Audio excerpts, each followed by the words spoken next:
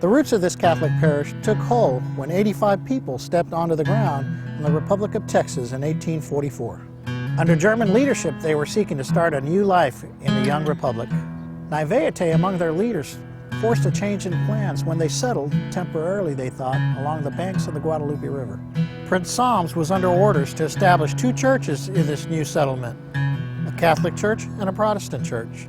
Finding a Catholic priest proved to be more difficult than finding the Protestant one. When Solms had arrived in Galveston, he immediately sought out Bishop Oden of the Vicariate Apostolic of Texas. Oden tried against all odds to locate a priest for these German Catholics, but there were less than a dozen priests in the entire republic. Many of the newly arrived priests have died of cholera or befallen other tragedies. Saints Peter and Paul Church is actually the site of the very first Catholic Mass, celebrated under this oak tree, where the vision of an Indian chief's daughter freed the first German in Texas.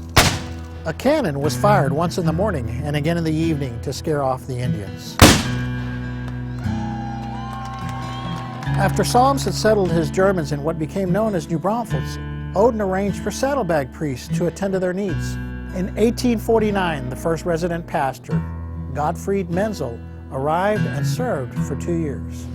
Catholics in the pioneer village worshipped in what was known as the Black Walnut Church, a log building that also served as a schoolhouse. A major flu epidemic spread like wildfire throughout the U.S. in 1918, causing untold deaths. To commemorate the loss of loved ones from the parish, this grotto was dedicated in 1921.